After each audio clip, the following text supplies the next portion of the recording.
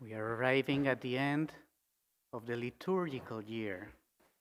And the gospel and the readings that we had today, in a certain way, is like an image of that. We are arriving at the end. And also the gospel and the readings, in a certain way, are talking about the end of the time.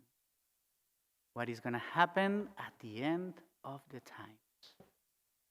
And for us, it's a little shaking. Why? Because the conception that we have is that Christ is the life. And the gospel is the gospel of the life. And why? In a certain way, or the images are directing towards death, the conclusion, the end. How can we reconcile those two realities? Why, for us, humans, the end, or to think at the end of the time, it's always that comes with fear.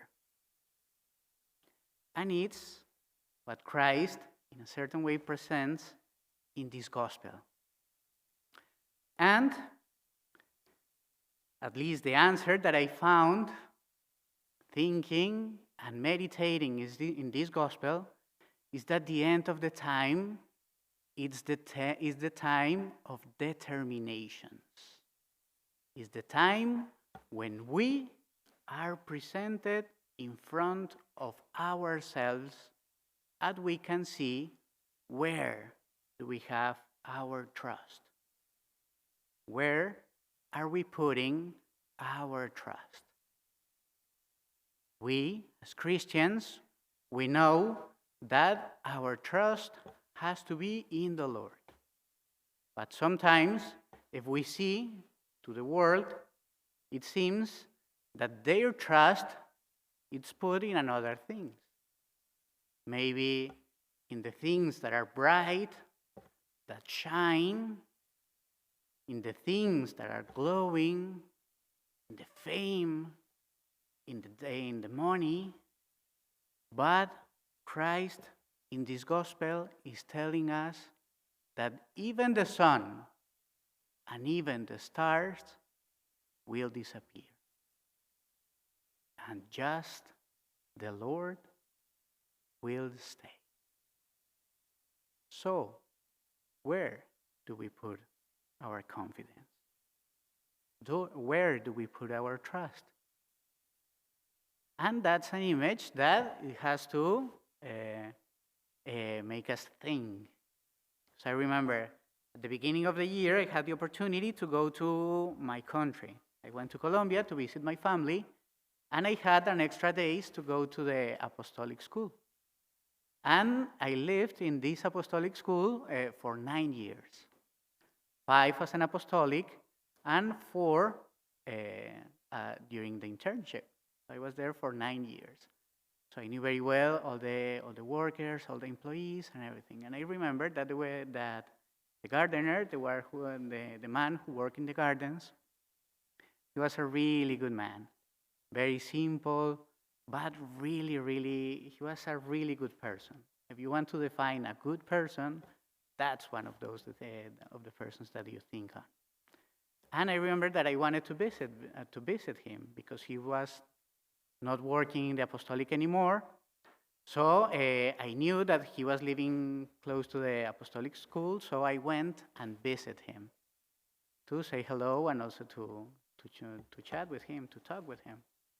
And I went to his house, and he told me that he had a heart attack or problems in his heart, and he had an intervention very, very important and very, very transcendental for his life.